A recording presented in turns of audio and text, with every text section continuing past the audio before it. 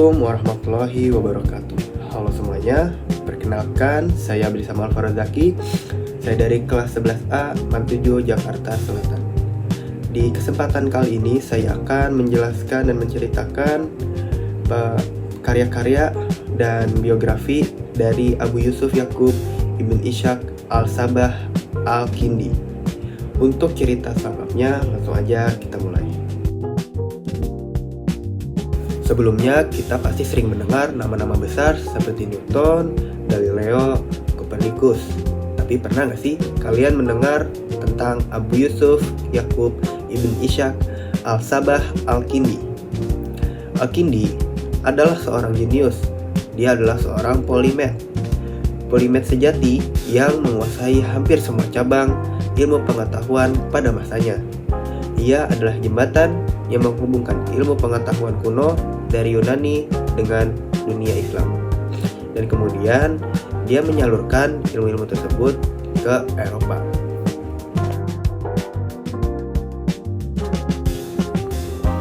Nah, Al-Kindi lahir di tahun 800 Masehi di daerah Kufah, sebuah kota yang dikenal sebagai pusat keilmuan dan budaya.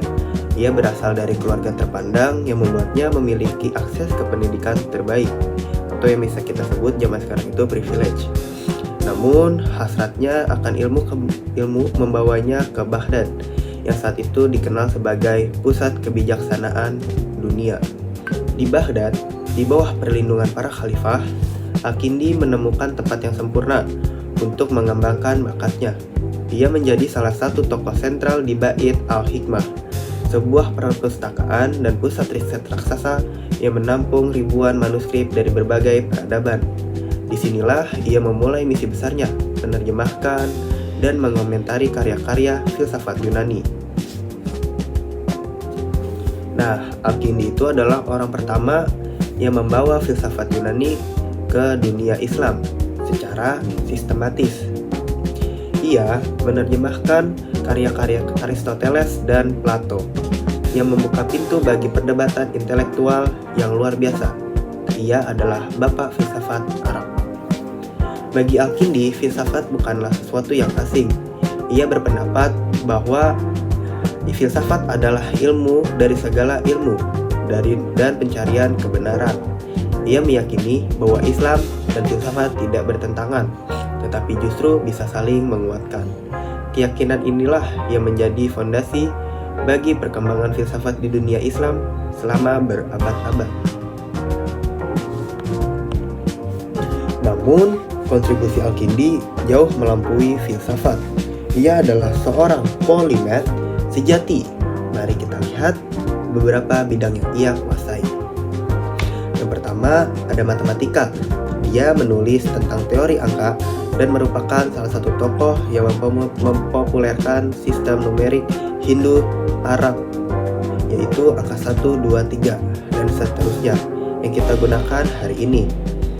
Tanpa kontribusinya, perhitungan kompleks seperti yang kita lakukan saat ini akan sangat sulit. Lalu yang kedua, ada optik. Ia menulis buku berjudul De Aspectibus yang menjelaskan teori penglihatan.